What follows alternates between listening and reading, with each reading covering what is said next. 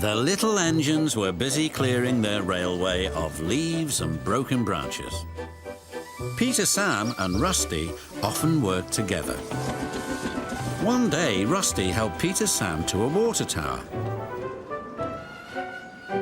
And once there, whistled goodbye. Peter, Sam felt much better after his long drink, but the trucks were bored. "Let's break away," they giggled. Their loads were heavy and the couplings old. One snapped.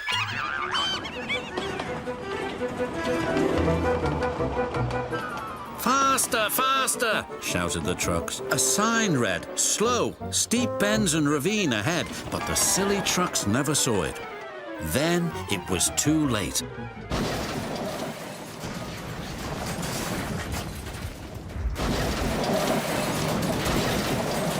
Peter, Sam arrived at the scene of the disaster. His driver sighed. "This was our fault. We didn't secure them properly. We'll have to get help to pull them out. The fat controller will be very annoyed." And he was. "You will shunt trucks in the yards till I can trust you again." Duncan was delighted with Peter, Sam's dilemma. "Fancy no securing your trucks on a hill. They'll come back to spook you in your special funnel. Woo, woo, woo." "And who's to say that you're not afraid of ghosts?" snapped Rusty. "Pah, ghosts. Things that go bump in the night are rubbish." "Well, I'll tell you a story that'll make your funnel quiver," Rusty said. A long time ago, a little engine was returning home. It was a misty, moonlit night. As the engine crossed the old iron bridge, he suddenly lost control and plunged over the side into the swamps below.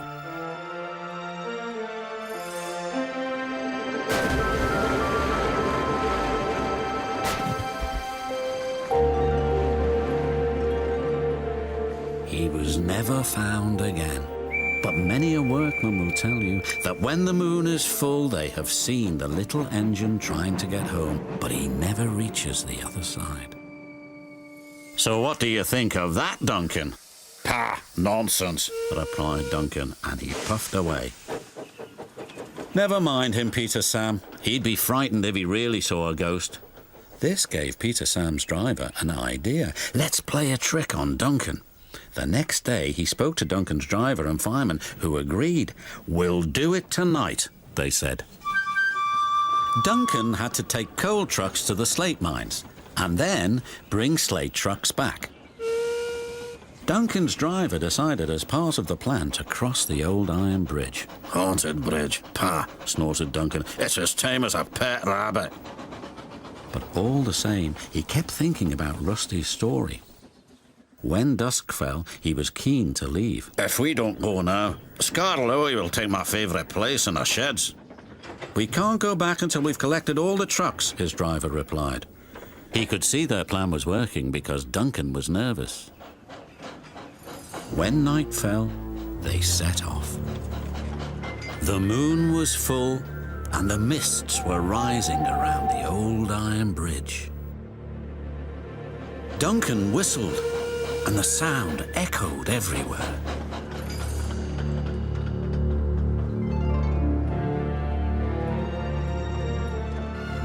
Then ahead, he saw flickering lights. His driver knew they were only little insects that shine brightly at night, but to Duncan, they looked like an engine. Next, his driver secretly threw a rock from the cab into the ravine below. "It's the ghost! Take me back, please!" When Duncan reached the safety of his shed, he closed his eyes tightly. "Spooked, are you, Duncan?" laughed his driver.